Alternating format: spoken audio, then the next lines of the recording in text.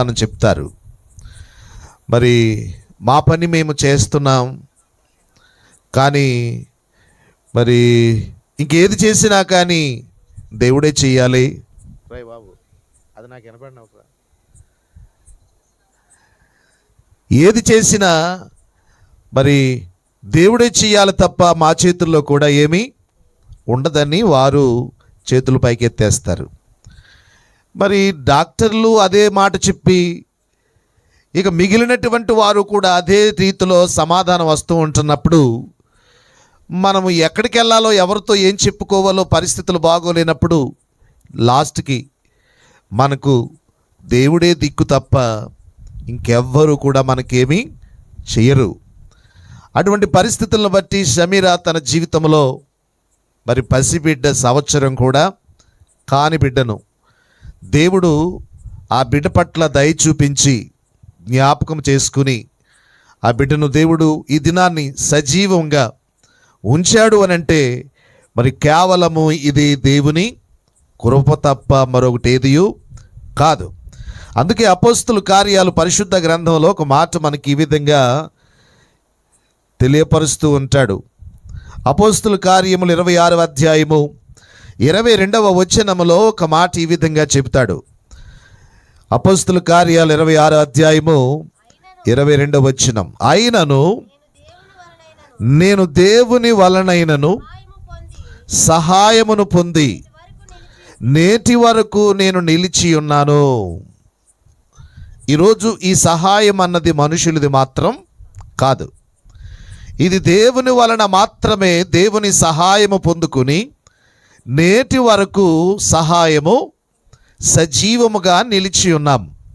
ఈరోజు ఆ పసిబిడ్డ సంవత్సరం కాకుండానే బలహీనతకు గురైనప్పుడు, బాధలకు గురైనప్పుడు, ఆ పసిపిల్ల యొక్క ముఖము, ఆమె యొక్క జీవితమును గురించి మనము ఆలోచించినప్పుడు మన కన్నీళ్ళు ఆగవు.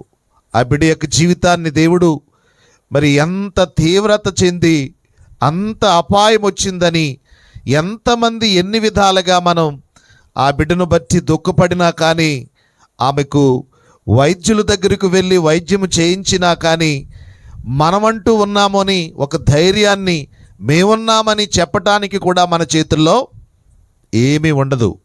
కేవలము ఇంతవరకు దేవుడు ఆ బిడ్డను కాపాడాడు అనంటే కేవలము దేవుడు మాత్రమే ఆమెను సజీవముగా సహాయకుడిగా ఉండి నేటి వరకు కూడా ఆమె నిలిచి ఆరోగ్యవంతంగా ఈరోజు ఆ బిడ్డను బట్టి సాక్ష్యము చెప్పుకోదగినట్టుగా మనము సంతోషంగా దేవుణ్ణి ప్రార్థించి స్తుతిస్తున్నాం. సంఘంలో కూడా ప్రతి ఒక్కరూ కూడా బిడ్డ నిమిత్తం ప్రార్థించారు. ప్రతి మంగళవారము కూడా 6 గంటల నుంచి సాయంత్రం 6 గంటల వరకు ఏకాంత ప్రార్థన ఉంటుంది. లింకు చైన్ చెగకుండా గంటకు ఒక్కరు, ప్రతి ఒక్కరు కూడా ఆ వంతులో ఎవరికైతే గంట వంతు వస్తుందో వారు వంతులో వచ్చి ఉదయం 6 గంటల నుంచి సాయంకాలం ప్రతి మంగళవారము ప్రార్థన చేస్తుంటారు సంఘస్థులు. ప్రార్థించినప్పుడు అనేకమైన ప్రార్థన అవసరతలు, అక్కడ ప్రార్థనా పుస్తకం ఉంటుంది, అవసరాల బుక్కు. ఆ బుక్కులో అనేక మంది ఆ ప్రార్థన అవసరతలు కలిగినటువంటి వారి ప్రార్థనలు దేవుడు జ్ఞాపకం చేసుకుని ఏకాంత ప్రార్థన ఒక పక్కని, మరో ప్రక్కన ఉపవాస ప్రార్థనలు, సంఘములో ప్రార్థనలు, అందరి ప్రార్థనలు.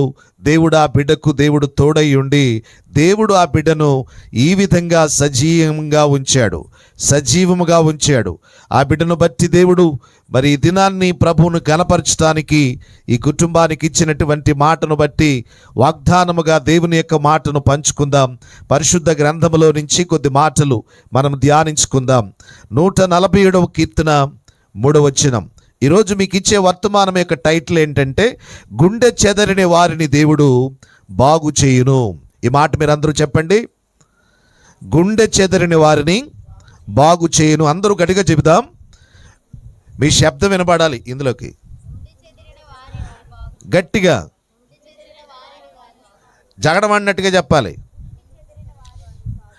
ఊరెక్కిచ్చేస్తారంతే ఏదన్నా మాట తేడా వచ్చిందంటే కదా. కానీ ఒక్కసారి గట్టిగా వాయిస్ ఇవ్వండి అందరూ కూడా. గుండె చెదరిన వారిని అదేమ్మా తడుముకుంటున్నారు? మీరు కాదు, చెప్పండి, అందరూ చెప్పండి, వినబడాలి. గుండె చెదరిన వారిని బాగు చేయును.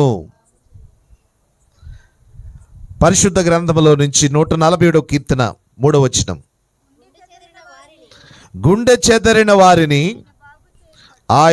ఆయన బాగు చేయువాడు, వారి గాయములను కట్టువాడు. దేవుడు తన పరిశుద్ధ వాక్యమును మన వినికిడిలో ప్రభు దీవించి ఆశీర్వదించును గాక. దేవుని మాట వజ్రాల మూట. ఆయన మాట్లాడినప్పుడు ఎలాంటి బలహీనులైనా కానీ బలంతో నింపబడతారు. దేవుడు ఏదైనా మాట ఇచ్చాడు అని అంటే ఆ మాట వారి జీవితాల్లో తప్పక జరుగుతుంది. ఎందుకంటే దేవుడు ప్రతి జీవిని కూడా ఈ భూమి మీద సృష్టించిన సృష్టికర్త.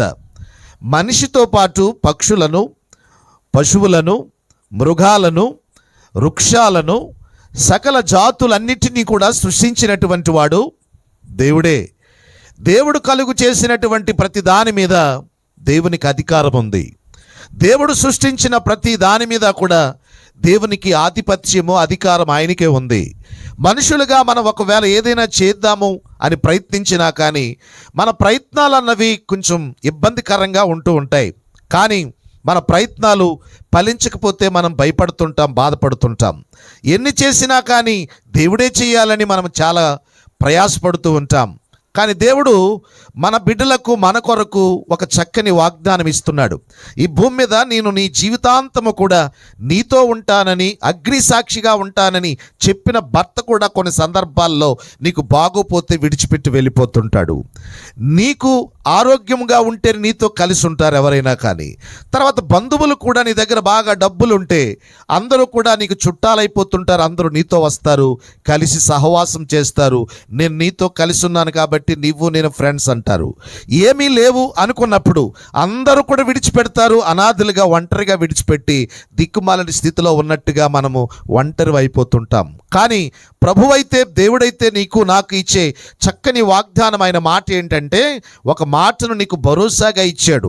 ఇలాంటి గుండె బలహీనతలు, గుండె వ్యాధులు కలిగినటువంటి వారు ఎందరైతే ఈ భూమి మీద ఉన్నారో, ఎంతోమంది భయము చేత, బాధ చేత ఒకసారి మనం చూస్తే హాస్పిటల్స్కి మనం వెళ్ళగలిగితే మరి గుండె ఆపరేషన్లు జరుగుతుంటున్నప్పుడు కానీ, ఆ గుండె ఆ సర్జికల్ వార్డులకి మనం వెళ్ళినప్పుడు కానీ, లేక ఏ అనారోగ్య స్థితిలో ఏ పేషెంట్ని దర్శించడానికి వెళితే కొన్ని పెద్ద హాస్పిటల్స్లో ఏ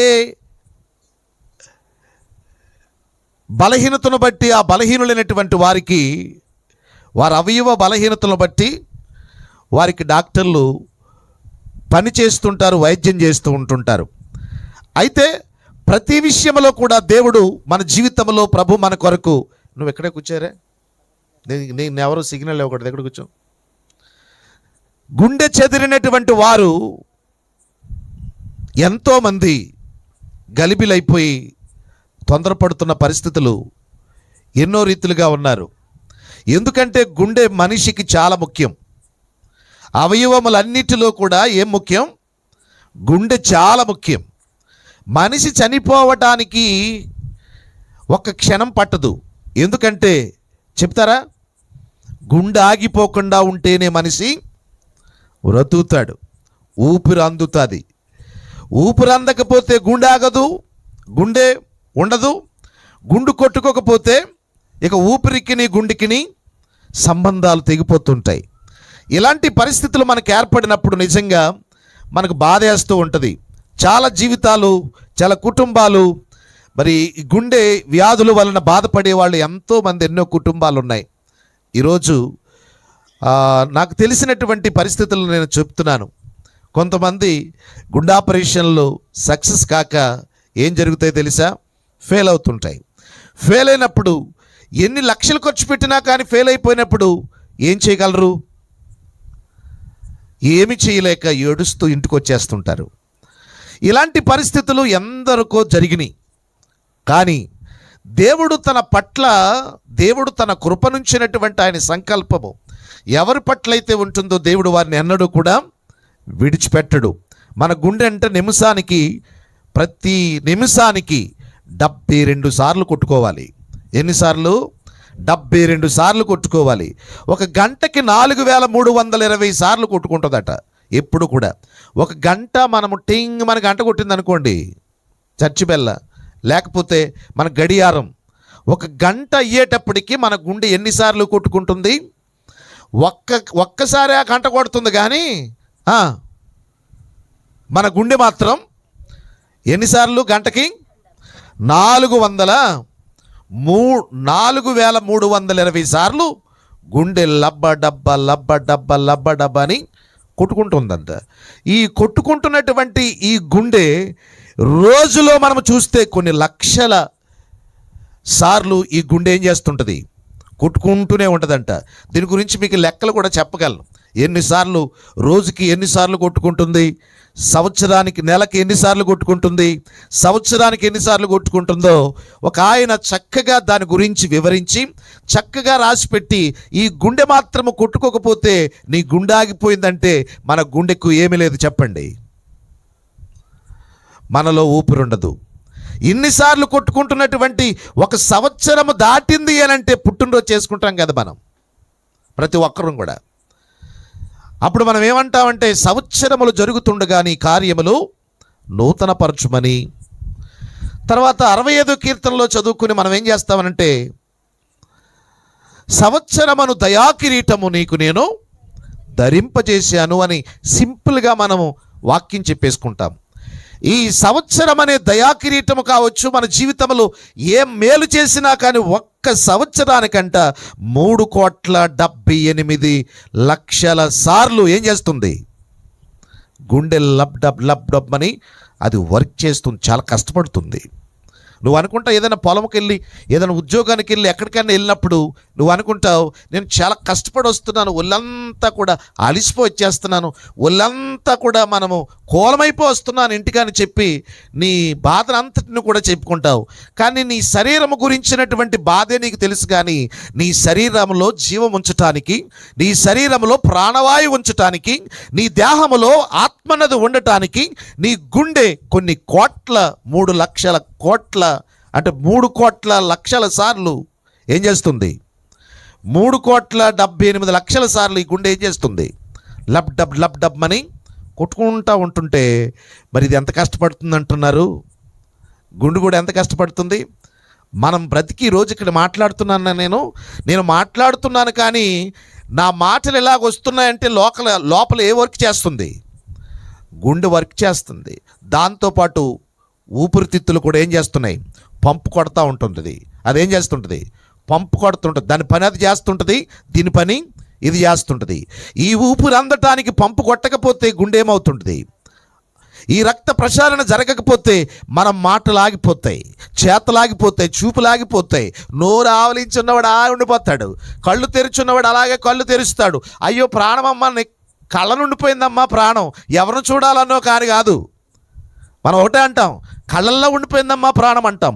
కానీ ప్రాణం యొక్క విలువ అన్నది నీకు తెలవాలనుకుంటే దేవుడు నీ జీవితం కొరకు ఎంత ప్రయాసపడి నీ ఊపిరి నిలబెట్టడం కోసం గుండెను అలాగ కొట్టుకుంటూ నీ కోసం సంవత్సరాలు ఎన్నో ఏండ్ల నుంచి నీ గుండె అలా కొట్టుకుంటూ సంవత్సరాలు దాటుకుంటూ ఒక్కరోజు గడవాలి అని అంటే దేవుడు నిజముగా నేను ఎంత ప్రేమిస్తున్నాడో ఆ గుండె లబ్బడబ్బమని నిమిషానికి 72 సార్లు కొట్టుకుంటుంది అంటే దేవుని యొక్క దయ, దేవుని కనికరము, దేవుని కృప నీ పట్ల ఉంది. కాబట్టి నీ ఊపిరిని ఆగిపోకుండా నీ గుండెను కొట్టుతూ ఆ గుండెను అది ఎప్పుడు ఒక మిషన్ లాగా పనిచేస్తూనే అది ప్రయాస పడుతూ ఉంది. కాబట్టి నీ గుండెకు ధైర్యమునిచ్చింది, ఆ గుండెను సజీవంగా ఉంచింది ఎవరో తెలుసా? దైవవాక్యం చెబుతుంది, మీరు చదివారు కదా, అటువంటి వారిని అందరినీ కూడా ఆయన బాగు చేశాడు. చెదరిపోయిన గుండెలు. నేను మొన్న ఒక మాట విన్నాను, ఇటోపున్న గుండె ఇటోపుకి వచ్చేసినట్టు ఉంటుందంట. ఇటోపున్న గుండె ఇటోపుకి వచ్చేసినట్టు ఉందంట. ఈ గుండె ఎందుకో గిరగిరా తిరిగేస్తుందంట. అక్కడ ఏమైందంటే దడదడామని కొట్టేసుకుంటుందంట. మరి 72 సార్లు కంటే ఎక్కువ కొట్టిందనుకో గుండె ఆగిపోతుంది. తెలుసా మీకు? అంతగా తక్కువ కట్టిందంటే అది కూడా ప్రమాదమే. నీ రక్త ప్రసారణ కూడా ఏమైపోతుంది? తగ్గిపోతుంది. నీలో పంపు లోపల పనిచేస్తుంది కదా, ఊపిరితిత్తులు. ఈ ఊపిరితిత్తులన్నీ కూడా చక్కగా పనిచేస్తున్నాయి. కాబట్టి ఇది గుండె 72 సార్లు కొట్టుకుంటేనంటండి నిమిషానికి 18 సార్లే ఊపిరి పీల్చుకుంటాం మనం. ఎక్కువ ఏది పనిచేస్తుంది? 18 సార్లు ఊపిరితిత్తులు ఊపిరి అంటున్నాం కదా. ఇలాగ నిమిషానికి 18 సార్లు మాత్రం మనం ఏం చేస్తాం? ఊపిరి పీల్చుకుంటామంట. గుండె మాత్రము 72 సార్లు అది కొట్టుకుంటుందంట. అంటే ఇది 18 సార్లు కొట్టుకునేటప్పటికి 72 సార్లు గుండె కొట్టబడుతుంది. దీని ఫోర్స్ వలన, దీని ప్రభావం వలన ఇదేం చేస్తుంది? గుండె కంటిన్యూగా పని చేస్తుంది. నువ్వు పాట పాడినా, పని చేసినా, ప్రయాణం వెళ్ళినా, ఏది చేసినా, ఎక్కడికి వెళ్ళినా కానీ నీ గుండె క్షేమంగా ఉంటుంది. ఎక్కడికి చెదిరిపోకుండా ఉందంటే కారణం నిన్ను కట్టువాడు, నిన్ను కాపాడువాడు దేవుడే. నిన్ను కాపాడువాడు దేవుడే. కొందరు పనిలో పని చేస్తా అక్కడ వెళ్ళిపోతున్నారు, ఇంటికి రావట్లేదు. కొందరు ఉద్యోగానికి వెళ్ళి కూర్చుని వెళ్ళిపోతున్నారు అక్కడి నుంచే. కొందరు ఎక్కడెక్కడి నుంచో వెళ్ళిపోతున్నారు. ఏమైందంటే ఏమీ లేదు. నాకు తెలిసినటువంటి ఒక పాస్టర్ గారు అమ్మాయి, ఆ పాస్టర్ గారికి 2 పాపలే.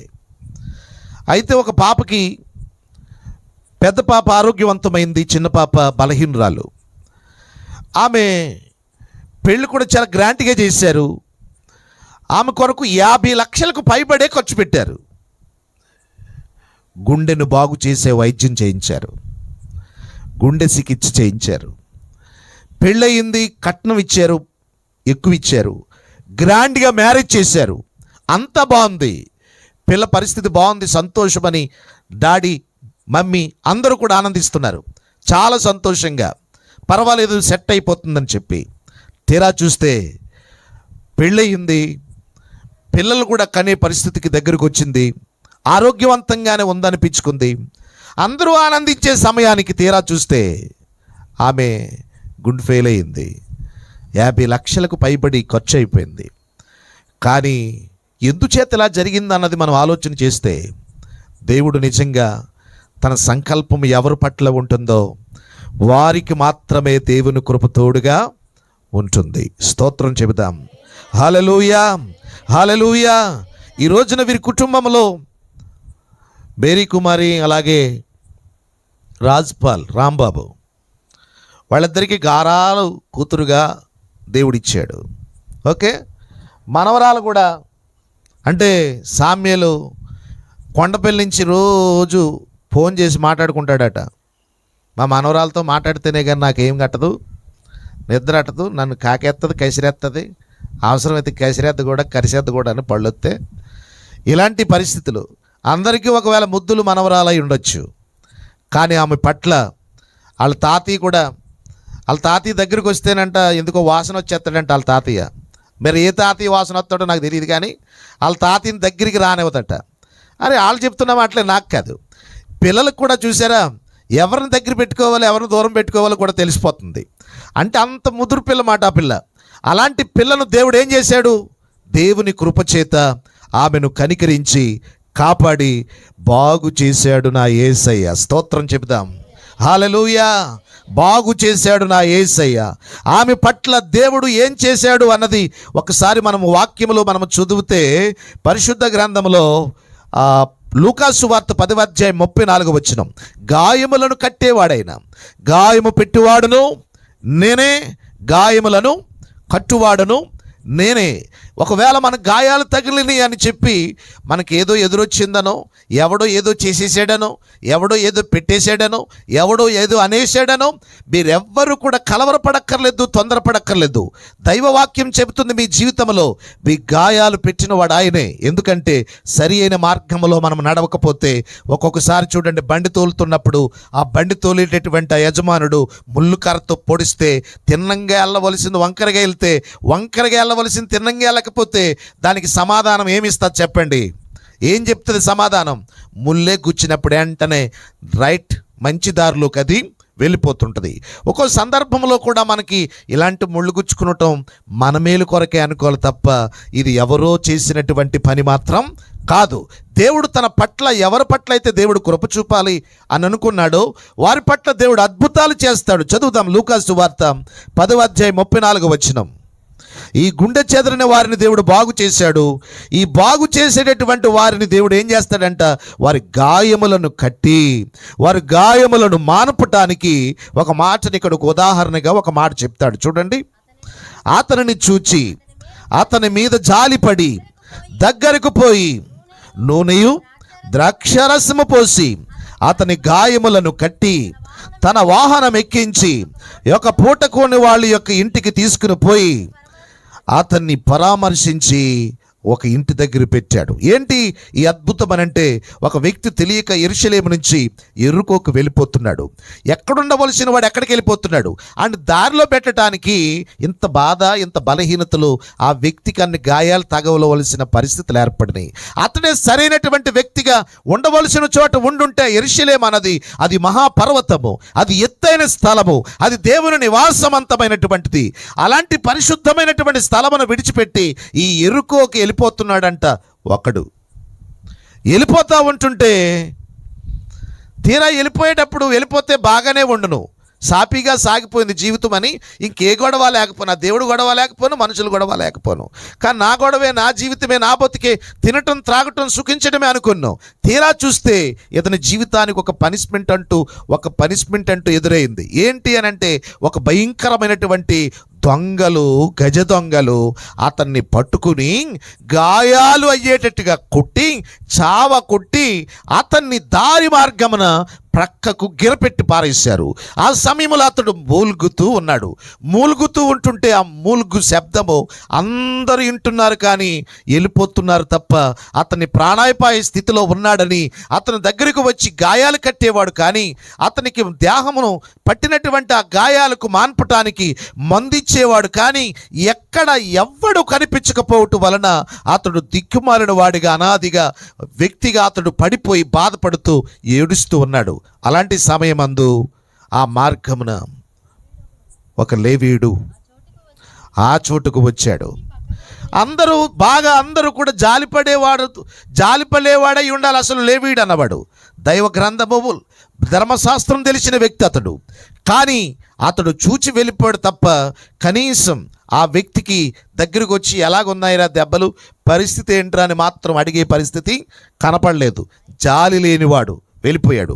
మరొకడు వచ్చాడు అదే ప్రాంతంలో, అతడు సమరయుడు. అతడు వస్తూ చూచి ఆ గాయాలతో ఉన్నటువంటి వ్యక్తి దగ్గరకు వచ్చి చాలా జాలిపడి జాలిపడ్డాడు. ఈరోజు మన గుండెను బాగు చేయాలి, మనం బాగుపడాలి, ఆరోగ్యంగా ఉండాలి, మన కుటుంబాలు క్షేమంగా ఉండాలంటే మనలను బాగు చేసేవాడు ఏమై ఉండాలి? మన మీద జాలిపడాలి. మనల్ని కనికరించి మనలను జాలి చూపించితేనే కానీ మన ఆరోగ్యము కుదుట పడదు. ఈరోజు చాలామంది జీవితాల్లో జాలి అన్నది లేదు. ఎందుకు జాలి లేదంటే, పడిపోయిన వ్యక్తిని పడిపోయినట్టుగానే మనం విడిచిపెడతాం, బలహీనులైనటువంటి వారిని బలహీనంగానే మనం విడిచిపెడతాం. నీ పొరుగువాడు ఎవడు ఏ స్థితిలో ఉన్నా కానీ కనీసం జాలిపడేటటువంటి పరిస్థితులు మనకి కనిపించు. నాకెందుకని తప్పించుకుని పోతావు, కానీ నీకు ఇలాగే ఉండాలి, నేనే బాగోవాలి, వాళ్ళే బాగోకూడదు అని కోరుకునేటటువంటి ఎంతమంది లేకుండా ఉన్నారంటారు. మీ కళ్ళారా మీరు చూస్తున్నారు.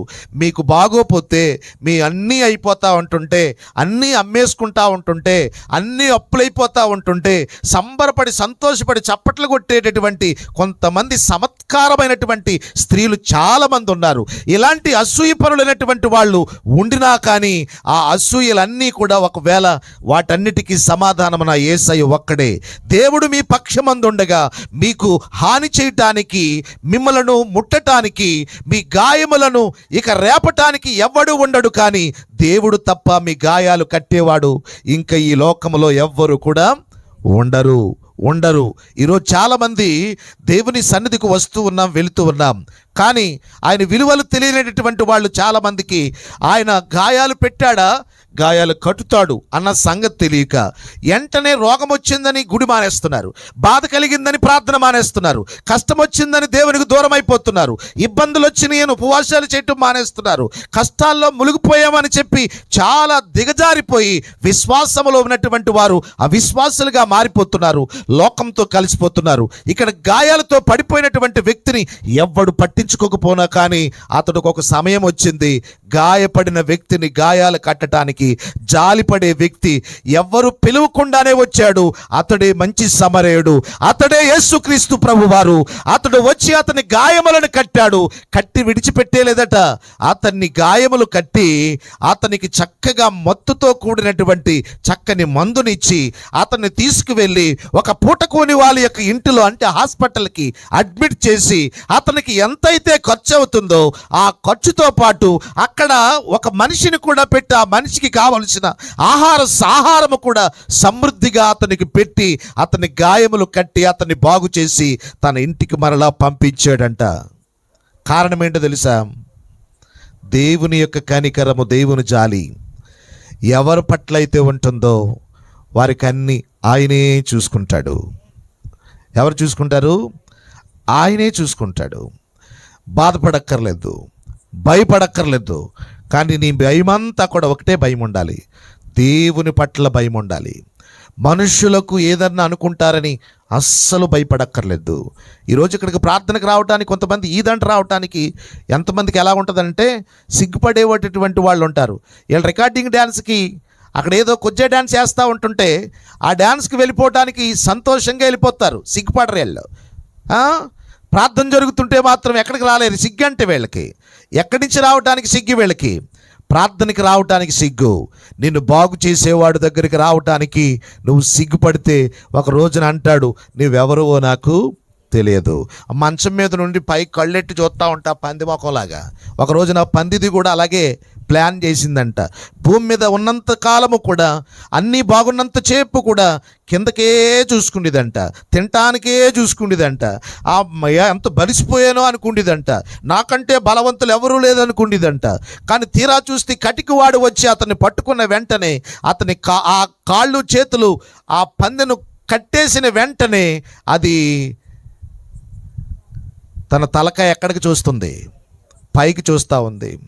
పైకి చూస్తూ ఉంటుంటే అప్పుడు అనుకుందంట, ఎవరి చేతుల్లో పడిపోయాక, కటికోడి చేతిలో పడిపోయిన తర్వాత అనుకుందంట, అయ్యో అయ్యో ఇంతకాలం కూడా ఇక్కడే ఇంత లోకం అనుకున్నాను, పైన ఇంత ఆకాశం ఉందా, ఇంత ఎత్తుందా, ఇంత ఉందా, ఇంత అందమైనటువంటి సృష్టి ఉందా అన్న సంగతి పోయేటప్పుడు వచ్చిందంట ఇలాంటి బుద్ధి. ఈరోజు చాలామంది జీవితాల్లో అనారోగ్యమైన సంగతులు, పరిస్థితులు ప్రభావం మన చేతులు జారిపోయిన తర్వాత, చేతులు కాలిపోయిన తర్వాత చాలామంది ఆకులు పట్టుకుంటారు. అలాంటి పరిస్థితుల్లో మనం ఉండకూడదు. దైవలేఖనం చెబుతుంది, మీ గాయాలు కట్టేవాడి దగ్గరికి అన్ని ఆరోగ్యము, అన్ని అవయవాలు బాగున్నప్పుడే రావాలి, అన్నీ క్షేమంగా ఉన్నప్పుడే రావాలి. ఈరోజు చాలామంది గుండెకాయ పాడైపోయినప్పుడు, ఊపిరితిత్తులు పాడైపోయినప్పుడు, కిడ్నీలు ఫెయిల్ అయిపోయినప్పుడు, లివర్ ఫెయిల్ అయిపోయి ఇంత బొజ్జొచ్చేసినప్పుడు, కాళ్ళు ఎంత ఆసిపోయినప్పుడు, కళ్ళు కనిపించినప్పుడు, చేతులు సహకరించలేనప్పుడు, చేతులకి ఈ పక్షవాయు వచ్చేసినప్పుడు, కాళ్ళలో చేతిలో మొత్తానికి ఈ పెరాలసిస్, స్ట్రోక్ వచ్చేసినప్పుడు అప్పుడు అంటారన్నమాట, ఏషయ్య దగ్గరికి వస్తానండి అంటాడు. వీడు ఎలా వస్తాడంట? ఎలా వస్తాడు? ఒక కాలుతో అంటాడు. ఎక్కడికి వస్తాడు? ఏషయ్య దగ్గరికి వస్తానండి, నేను కూడా రా. ఎందుకు పని చేయను? ఎందుకు పని చేయనప్పుడు వస్తే నీకు సుఖమేంటి? కాళ్ళు చేతులు అన్నీ ఆరోగ్యంగా ఉన్నప్పుడే నువ్వు యేసయ్య చెంతకు వస్తే నీ యేసయ్య నీ పట్ల ఏం పడతాడో తెలుసా? మర్చిపోకండి, జాలి పడతాడండి. ఏం పడతాడు? జాలి పడతాడు. ఆయన జాలి పడతాడు, నిన్ను కనికరిస్తాడు. రెండవది చూద్దాం పరిశుద్ధ గ్రంథంలో మత్తయి సువార్త 1, గుండెను బాగు చేయటానికి దేవుడు జాలి పడతాడు. రెండవది మత్తయి సువార్త 20వ అధ్యాయం 34వ వచనం. 20వ అధ్యాయము 34వ వచనం. కాబట్టి యేసు కనికరపడి వారి కన్నులను ముట్టెను, వెంటనే వారి దృష్టి పొంది ఆయన వెంట వెళ్ళిరి. చప్పట్లు కొడుతూ స్తుతిద్దాం అందరం కూడా. గుడ్డోళ్ళు దేవుని దగ్గరికి వచ్చారట. అసలు గుడ్డోళ్ళకి అసలు దేవుడు అంటే ఎలా ఉంటాడో చూద్దామంటే కనపడతాడా? కళ్ళున్న వాళ్ళకే కనపడక రావట్లేదు. గుడ్డోళ్ళు ఎక్కడ వస్తారు? వస్తారా? బాగా కళ్ళు తాటికాయలాగా ఉంటాయి కానీ ప్రార్థనకి రాలేమండి. సినిమాకి వెళ్తావా? సీరియల్ చూస్తావా? ఈరోజు చాలామంది జీవితాల్లో కన్నులున్న గుడ్డోళ్ళు, ఏమన్నా గుడ్డోళ్ళు, కన్నులున్న గుడ్డోళ్ళు దేవుని చూడలేకపోతున్నారు. కళ్ళు లేని వాళ్ళు దేవుని దగ్గరికి వచ్చారట. ఈ కన్నులు లేనటువంటి వాళ్ళు దేవుని దగ్గరికి వచ్చి వాళ్ళు దేవుని దగ్గరికి వచ్చేటప్పటికి దేవుడు యేసయ్య ఏమన్నాడు తెలుసంటే వాళ్ళని కనికరపడ్డాడటండి. వాళ్ళని చూచి ఏం పడ్డాడు? కనికరపడ్డాడు. ఈరోజు ఒక రోగిని స్వస్థపరచాలంటే, ఒక రోగిని బాగు చేయాలంటే, ఒక రోగి క్షేమకరంగా ఉండాలనుకుంటే, నీ దృష్టి దేవుని యొక్క కనికరముతో కనబడాలనుకుంటే దేవుడు నిన్ను చూచి ఏం పడాలో తెలుసా? కనికరపడాలి. కనికరపడాలి. ఈరోజు మన కళ్ళు, మన ఆలోచనలు, మన తలంపులన్నీ కూడా చూచినప్పుడు ఒక్కొక్కరిని చూడండి, ఒక్కొక్కసారి కళ్ళు కనబడకపోయినా కానీ వాడికి పొగరబోతు మాటలు మాట్లాడుతుంటుంటాడు ఒక్కొక్కడు. అలాంటి పొగరబోతు మాటలు మాట్లాడుతున్నప్పుడు ఆడిని ఎక్కడో ఇక్కడ తోసేయాలనిపిస్తుంది. ఏం చేయాలనిపిస్తుంది? కోపం వస్తుందా, జాలి వస్తుంది? అలాంటి వ్యక్తిని ఏమొస్తుంది? గుడ్డోడు కాదా అని చెప్పి వాళ్ళకి 4 ఎడితే వీడికి 10 ఎట్టావు. తీరా నువ్వు 10 ఎట్టినా కానీ వీడికి ఏముండదు అసలు. అరే కృతజ్ఞత లేనోడండి వీడు. 10 పెట్టినా కానీ కృతజ్ఞత లేడు. కళ్ళున్న వాళ్ళు వీళ్ళు ఎలాగన్నా బతికెత్తారు కదని 4 ఎట్టేసావమ్మా పాస్టమ్ గారు. తీరా చూస్తే కళ్ళు లేనటువంటి వాడిని చూచి వాళ్ళకి 10 పెడితే ఆడేమంటున్నాడు తెలుసా? నాకే ఇన్ని పెట్టారు, మిగతా వీళ్ళందరికీ ఇంకెన్ని పెట్టారని పెట్టినటువంటి వాళ్ళని చూసి ఏడుతున్నాడండి. అలాంటి వాళ్ళు చూసి కనికరం ఉంటుందా? మరొక రోజు పెట్టాలనిపిస్తుందా? ఈరోజు దేవుడు కూడా మీ జీవితంలో ఒక మేలు చేశాడు. ఆ మేలుకు నువ్వు చేయవలసిన పని ఏంటో తెలుసా? దేవునికి నువ్వేమిచ్చినా కానీ ఆయన కోరుకోడు. బంగారం అడగడు, నీ వెండి అడగడు, నీకు కలిగినటువంటి కలిమి అడగడు. ఆయన కోరుకునేది ఒకటే, నీ హృదయాన్ని దేవునికి ఇవ్వాలి. నీ హృదయాన్ని దేవునికి ఇవ్వాలి. చాలామంది ఏదో మొక్కుకుని నిలువు దోపిడీ ఇచ్చేస్తాం బాబయ్య నాకు ఈ మేలు చేస్తే అంటావు. నీ నిలువు దోపిడీ అవసరం లేదు. నీకున్నటువంటి సౌందర్యాలు, నీకున్నటువంటి వెండి బంగారాలు అస్సలు కోరుకుంటలేదు. ఆయనకి కావలసింది ఏం కావాలి తెలుసా? నీ హృదయం కావాలి. ఆయనకి నీ హృదయం కావాలి. ఎందుకంటే నీ హృదయము బహుఘోరముగా ఉన్నది. నీ హృదయము అది భయంకరమైన రాతి గుండిగా మారిపోయింది. నీ హృదయము అది భయంకరమైనటువంటి నరకము చూపించేటటువంటి మార్గంలోనికి నువ్వు వెళ్ళిపోతున్నావు. ఆ మార్గంలో నుంచి నువ్వు బయటకు వచ్చి క్రీస్తు మార్గంలోనికి వస్తే సన్మార్గంలో నువ్వు నడిపించబడతావు. నువ్వు ఆరోగ్యంగా ఉంటావు. అప్పుడే నీ జీవితానికి కుదురుపాటు వస్తుంది, నీ జీవితానికి నెమ్మది వస్తుంది. అది కోరుకుని ప్రభు అంటున్నాడు, అరే నీకు చేసిన మేలు బట్టి నాకు డబ్బులు వద్దురా, నీ ధనం అక్కర్లేదు. ఎందుకంటే నా దేవుడు ధనవంతుడు, నా దేవుడు బలవంతుడు. నీకు ఒకవేళ ఎకరన్నర డబ్బులు ఉండొచ్చు, భూములు ఉండొచ్చు, కానీ నా దేవుడు సర్వము సృష్టించినటువంటి ఈ భూగోళమంతయు కూడా సృష్టించిన వాడు. ఆయనకు భూమి ఎందుకు? ఆయనకు బంగారం ఎందుకు? ఆయనకు నీవిచ్చేటటువంటి వెండి ఎందుకు? ఆయనకు నీవిచ్చేటటువంటి ధనం ఎందుకు? ఆయన ధనము కోరుకోడు, బలము కోరుకోడు, నీ అందాన్ని కోరుకోడు. నువ్వు అనుకుంటావు నేను అందరికంటే అందగత్తిని, దేవుడి కంటే కూడా నేను ఎక్కువ అందగత్తినని నువ్వు ఫీల్ అయిపోతుంటావు. కానీ నీ అందం ఇచ్చింది ఎవరో తెలుసా? ఆయనే. నీ సౌందర్యాన్ని అంతటిని దిద్దింది ఎవరో తెలుసా? ఆయనే. నీ సౌందర్యం అంతటిని దిద్దితే నీ సౌందర్యాన్ని ఇంకా ఎక్కువగా చూపించుకుందామని ముక్కుకి అది పొడుచుకుంటావు, చెవికి ఇది పెట్టుకుంటావు, కళ్ళకి ఇది పెట్టుకుంటావు, నెత్తికి ఇది పెట్టుకుంటావు. నీ అవయవాలన్నిటిని కూడా కొంచెం ఎక్స్ట్రాగా చేసుకుని అందాన్ని చూపించి మురుసుకుపోవటానికి ప్రయత్నం చేస్తుంటావు. కానీ నా యేసయ్య అంటాడు, నిన్ను కలుగు చేసి నిన్ను సృష్టించినటువంటి సృష్టికర్త ఆయన కోరుకునేది ఒకటే, నువ్వు ఇచ్చేది నాకు వేస్ట్, ఏది అక్కర్లేదు, నీ హృదయం మాత్రం నాకు కావాలి. అది ఇవ్వగలిగిన వారు ఎవరున్నారండి? అది ఇచ్చేస్తే మరి సాతానుగాడు నిన్ను డ్యాన్స్ కట్టినవాడాడు. నువ్వు డ్యాన్స్ చెయ్యాలి, ఈదుల్లో గొడవలు ఆడాలంటే హృదయం ఇచ్చేసావనుకో గొడవలు ఆగిపోతాయి ఈదుల్లో. మరి ఆ మందు షాపులన్నీ అక్కడ పూసేస్తుంది ప్రభుత్వం. ఇంకా తాగి వాళ్ళు లేరు ఇంకా అక్కడ, అవునా? ఇంకా అక్కడ తాగుబోతులు కనపడరు, తిట్టుబోతులు కనపడరు, దొంగలు కనపడరు, వ్యభిచారులు కనపడరు. అందరూ మారిపోతారు. ఏమిచ్చేత్తేని ఏమిచ్చేత్తేని హృదయం ఇచ్చేస్తే. అందుకే సాతానుగాడికి కూడా కోరుకునేది ఎవరిని కోరుకుంటాడంటే వీళ్ళందరినీ కూడా రప్పించుకోవడానికి సాతాను ఎప్పుడు ప్రయత్నం చేస్తూనే ఉంటాడట. వాళ్ళని మానకుండా లాగించేస్తుంటాడంట. వీడు ప్రార్థనకు వచ్చినా కానీ లాగేస్తుంది అంటాడు. ఎక్కడికి? 4 దమ్ములు లాగితేనే కానీ కుదురుతులేదు అయ్యగారు. మొన్న నేను చూశాను, ప్రార్థనకు వస్తా అని సిగరెట్ అక్కడ ఎట్టి లోపలికి వచ్చేసాడు ఒక ఆయన. అక్కడ దాకా లాక్కుంటూ వచ్చాడు. ఒక ఆయన జేబులో చెయ్యట్టుకుని చూస్తే బయటకు వచ్చిన తర్వాత సీసాకాయ అక్కడే కనపడుతుంది. అంటే ఇలాంటివన్నీ పట్టుకుని వస్తే ఏసై మార్చేస్తాడండి కాదండి. అరే నీ హృదయాన్ని దేవుడు అడిగాడు, నీ కాయలు కాదు. నీ హృదయాన్ని దేవుణ్ణి అడిగాడు, నీ సిగరెట్లు కాదు. నీ హృదయాన్ని దేవుణ్ణి అడిగాడు, దేవుడు అడిగాడు. నీ హృదయాన్ని ఇవ్వగలిగితే నువ్వు ఆశీర్వదించబడతావు. అందుకే భక్తుడు ఒక చక్కని పాటను రాస్తూ అన్నాడు. ఏమన్నాడు? బంగారం అడుగాలేదు, వజ్రాలు అడుగాలేదు, అడిగాడయ్యా అడగాలేదు.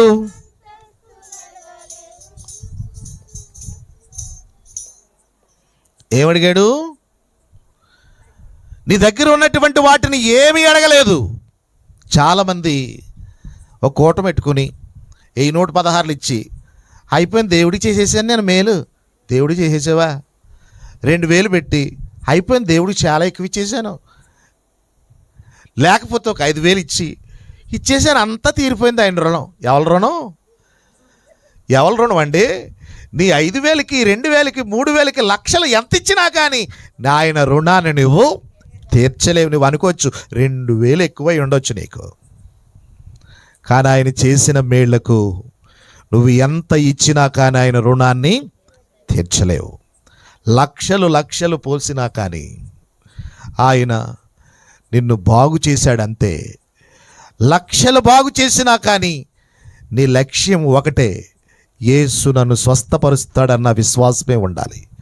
ఆ విశ్వాసం నీకు ఎప్పుడైతే ఉంటుందో ఆ గుడ్డి వాళ్ళు యేసయ్య దగ్గరికి వచ్చి ఆయన జాలిపడే రీతిలో గుడ్డి వాళ్ళు కనపడ్డారు. కాబట్టి యేసయ్య దృష్టికి వారు కనికరము చూపేటటువంటి వారిగా గుడ్డి వాళ్ళు కనిపించారు. కాబట్టి నిజంగా ఆ గుడ్డి వాళ్ళ పట్ల కనికరపడి ఆ గుడ్డి వాళ్ళను దేవుడు ఏం చేశాడంట? వారి కన్నులను ముట్టాడు. ముట్టినటువంటి దేవుడు సహాయం చేశాడు. ఈరోజు మన బిడ్డల పట్ల, మన కుటుంబాల పట్ల ఎవరుండాలో తెలుసా? దేవుని యొక్క దయ మనకి ఎప్పుడు నిలిచి ఉండాలి. దేవుని చేసిన మేళ్ళను ఎప్పుడు కూడా మర్చిపోకూడదు. ఈరోజు చాలామంది జీవితాల్లో ఆయన చేసిన మేళ్ళు మర్చిపోయిన వాళ్ళు ఎంతోమంది కోకొల్లాలుగా లేకుండా ఉన్నారనుకున్నారా? ఆఫ్టర్ ఆల్ నువ్వు ఇక్కడి నుంచి అక్కడికి ఎక్కి బండి దిగితేనే వెంటనే ఆ వ్యక్తికి ఏం చెప్తావు? థ్యాంక్స్ చెప్తావు. ఏం చెప్తావు? థ్యాంక్స్ చెప్పేస్తావు. థ్యాంక్స్ చెప్పిన వెంటనే ఆ వ్యక్తి ఎంత సంతోషపడిపోతాడో. అరే ఇక్కడి నుంచి ఇక్కడ తీసుకొచ్చినందుకే నాకేం చెప్పారు వీళ్ళు? థ్యాంక్స్ చెప్పారు. అంటే నిజంగా చాలా కృతజ్ఞత చెప్పారు వాళ్ళు. కృతజ్ఞత చెప్పాడు కాబట్టి ఈ వ్యక్తి చాలా ఆనందపడతాడు. మరి దేవుడే నిన్ను కనికరపడి జాలిపడి నిన్ను బాగు చేసి నీ గుండెను చెదిరిపోకుండా ఎక్కడున్న గుండెని మళ్ళీ అక్కడే పెట్టి కాపాడాడంటే ఆయన రుణాన్ని మనం ఎలా తీర్చుకోగలం చెప్పండి?